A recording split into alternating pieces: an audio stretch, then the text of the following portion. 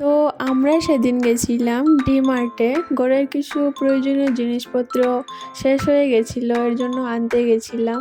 ও তো গিয়ে টলি নিয়ে চলাফেরা শুরু করে দিয়েছে, হাঁটি হাঁটি পাপা বলে। এবার আমি ওর পিছনে গিয়ে আমার জন্য একটা সোয়েটার দেখছিলাম, কারণ আমার সোয়েটার ছিল না, সব বাড়িতেই রেখে এসেছি। তাই ট্রাই করার জন্য বলছিলাম, ওকে চেঞ্জ রুমে যাওয়ার জন্য বলছিলাম।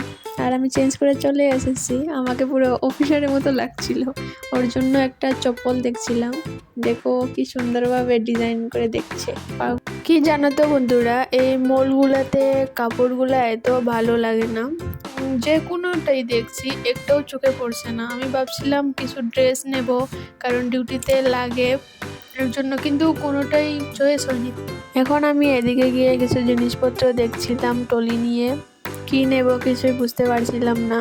তারপর পাশে দেখতে পাই একটা গাড়ির বাক্স, সেখানে অনেকগুলো ছোট ছোট গাড়ি ছিল, আমার খুবই ভালো লাগে। ও আমাকে বলছে এখন এটা নিয়ে যাবে নাকি, আমিও হ্যাঁ এটা নিয়ে চলো, এটা নিয়ে খেলা করবো। এই ডি-মার্টে আমি ফার্স্ট টাইম গেছি, তবে কোনো কিছু চোখে পড়েনি, কাপড় চোপড়, কিন্তু জিনিসগুলো কিন্তু ভালো আছে।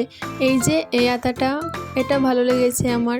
তো এখন তো সামনে সংক্রান্তি আছে, এর জন্য পিঠাগুলো বানানোর জন্য এইটা কিন্তু বেশ ভালো ছিল। আমি দেখছিলাম নেব কি নেব না, ও বলছে না না এখন থাক, এখন নিতে হবে না। তো এখন আমরা ঘরের নিত্য প্রয়োজনীয় জিনিসগুলো সব নিয়ে নিয়েছি, দেখো পুরো ফুল হয়ে গেছে। এখন দেখো আমিও ওর মতো হাঁটি হাঁটি পা পা করে টলি নিয়ে যাচ্ছি বাইরে, কারণ এগুলা সব ব্যাগে পরে তারপর যেতে হবে। ও আমাকে রাস্তা দেখিয়ে দিচ্ছে, এদিকে না ওদিকে, তো আমিও ঠিক এদিকেই যাচ্ছি।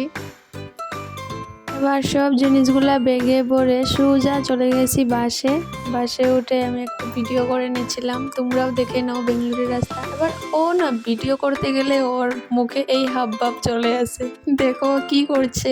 সব সময় আমি ভিডিও করতে গেলেই ওরকম করে।